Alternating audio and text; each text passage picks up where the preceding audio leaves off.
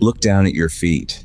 If your second toe reaches past your big toe, even by a millimeter, you are carrying a biological trait that has been worshipped, criminalized, carved into marble, and debated by scientists for over a century. Most people who have it have spent their entire lives assuming it means nothing. A quirk, an accident, a minor inconvenience when buying shoes. They are wrong. What that single toe reveals about your biology runs deeper than any physical feature you can see in a mirror. It connects to ancient population movements, to evolutionary history that predates civilization, and to a genetic architecture so complex, it took a study of nearly 800,000 people to begin mapping it. But before any of that, there is a more immediate fact that almost nobody knows, one that reframes everything else that follows.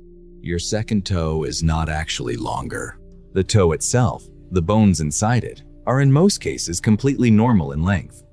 What is different is the bone hidden inside the middle of your foot, behind your big toe, shorter than it should be, pushing everything in front of it forward by a fraction. You are not seeing a toe that grew too long. You are seeing the consequence of a bone that came up short. That distinction matters more than it sounds. Because once you understand what is actually happening inside your foot, the science of why it happens, where it came from, and what it connects to across 50,000 years of human history becomes something else entirely. The condition has a medical name, Morton's toe, named after Dr. Dudley Joy Morton, an orthopedic surgeon at Columbia University, who first described it in clinical detail in his 1935 book, The Human Foot. Morton identified the structural cause with precision.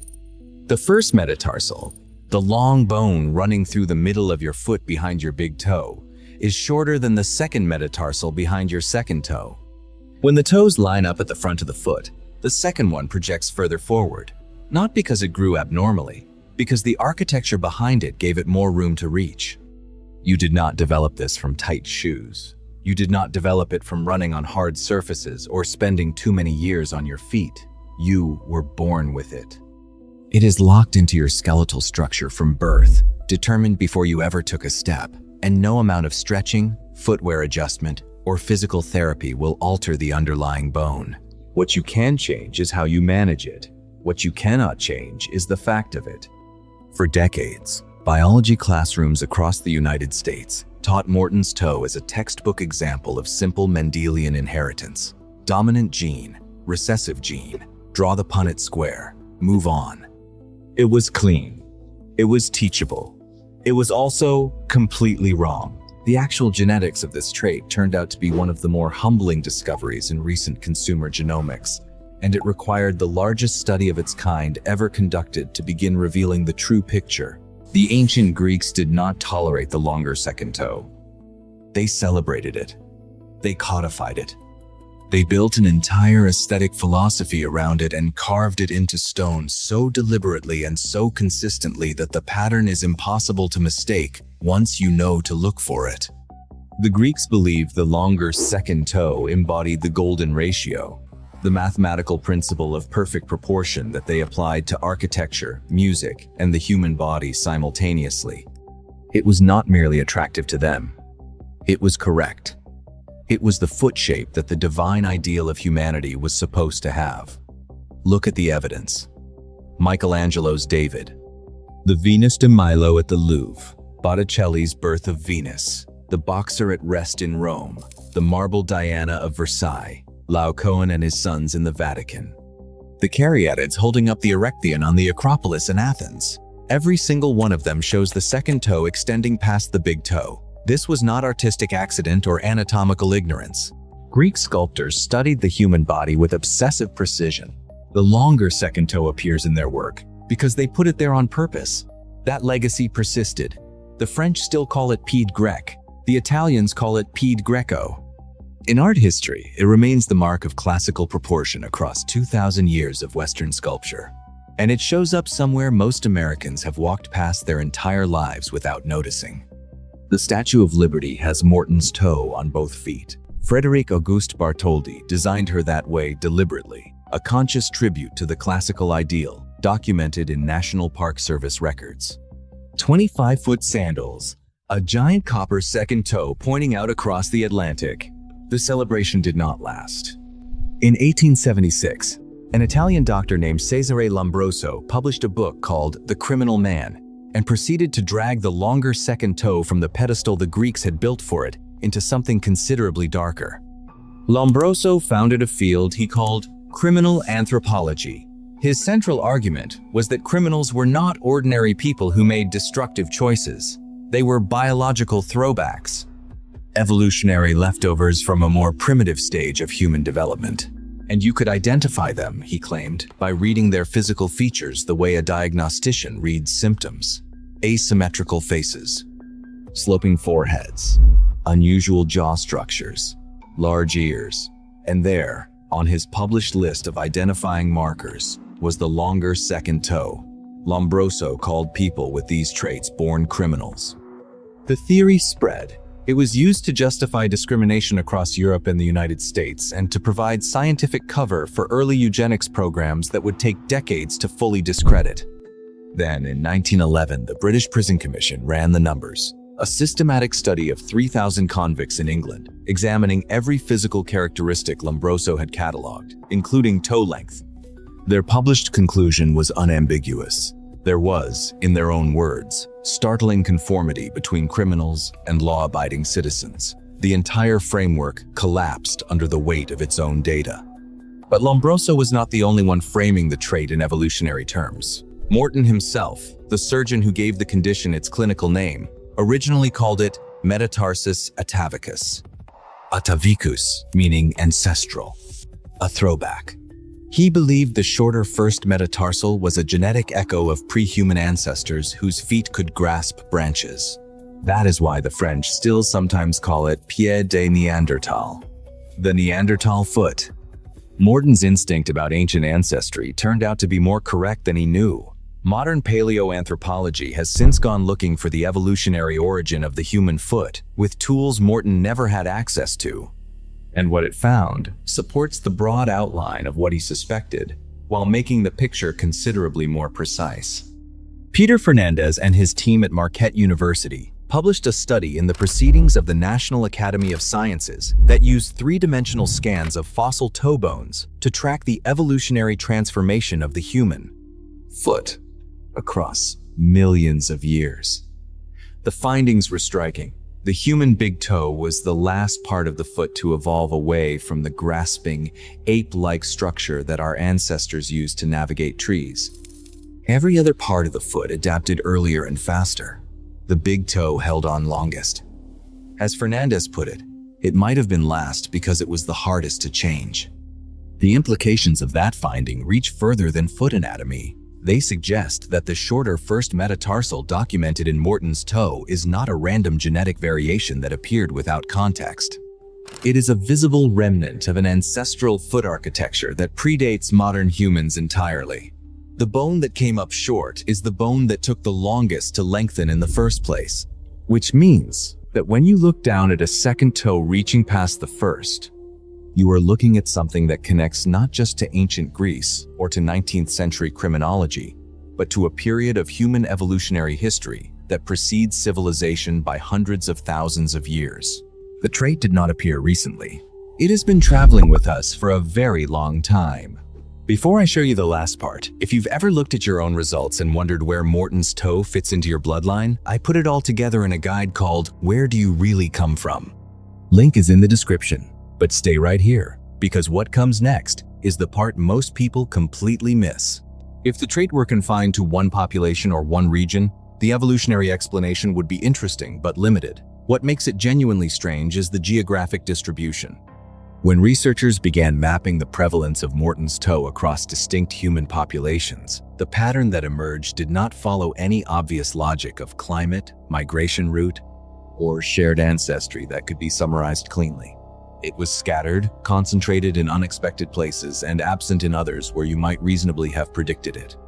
In northern Japan, the Ainu, an indigenous people genetically distinct from the majority Japanese population, carry Morton's toe at an estimated rate of around 90% according to available studies.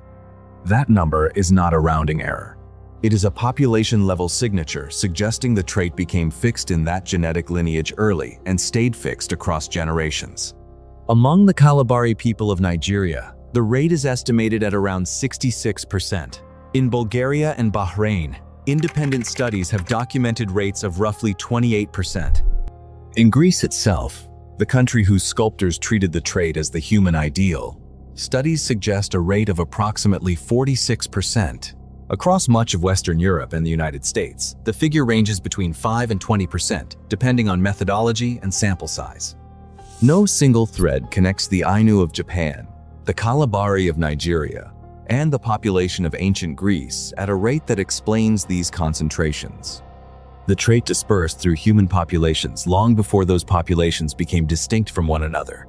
Then researchers found something even more unexpected.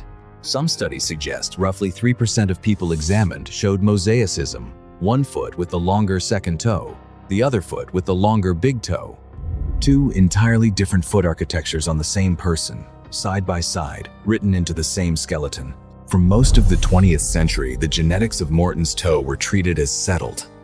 A single dominant gene, a single recessive gene. The kind of clean inheritance pattern that fit neatly onto a classroom diagram and required no further investigation. The problem was that nobody had actually checked. When Ancestry DNA finally checked, using a sample size that dwarfed anything previously attempted in this area of research, the clean diagram disintegrated entirely. The study surveyed more than 790,000 people. Each participant answered a straightforward question about whether their second toe extended past their first.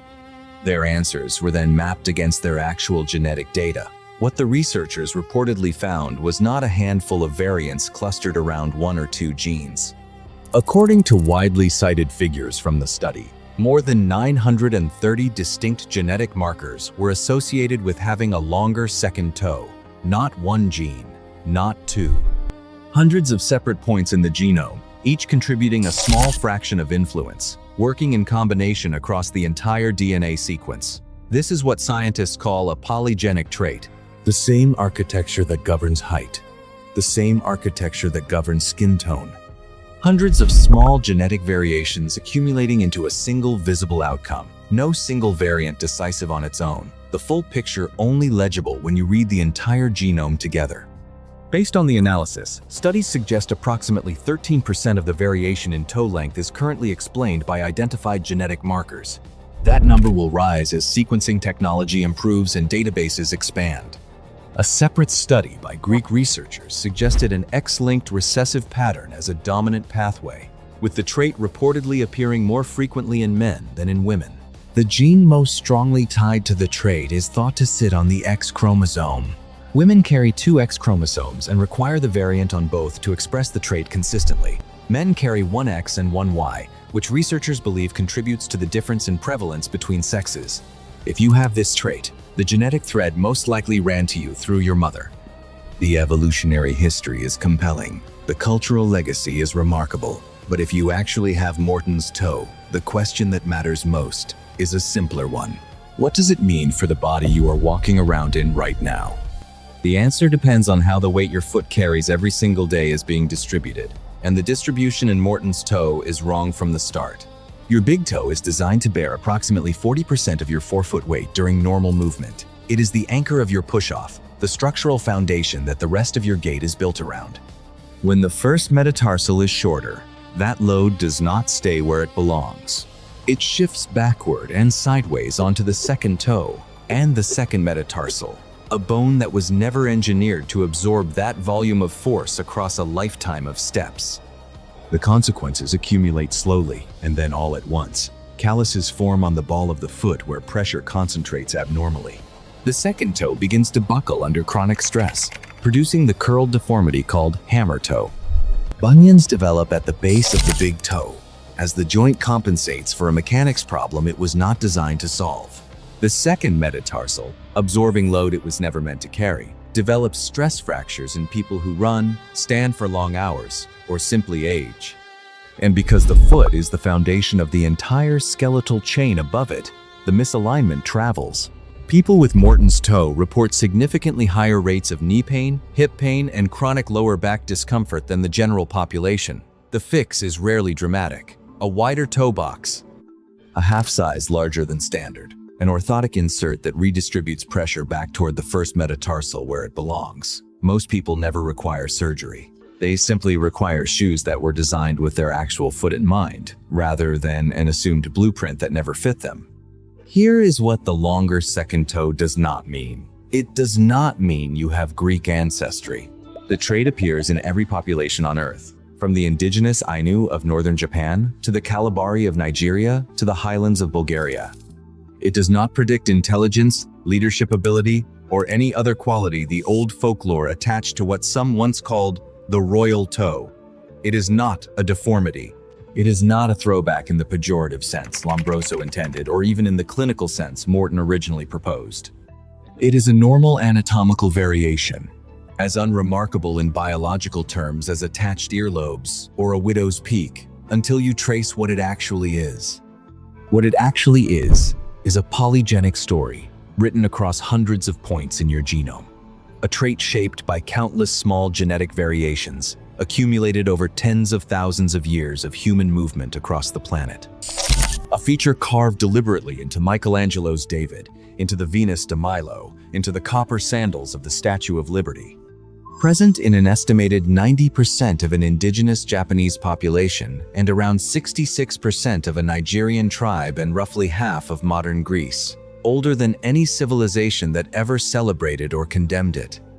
So the next time you look down and see that second toe reaching past the first, you are not looking at a flaw. You are not looking at a crime. You are looking at a piece of deep human variation that has been traveling with our species since long before we had words for what we were. Ancient Greeks would have considered it perfect. The biology suggests they were not entirely wrong.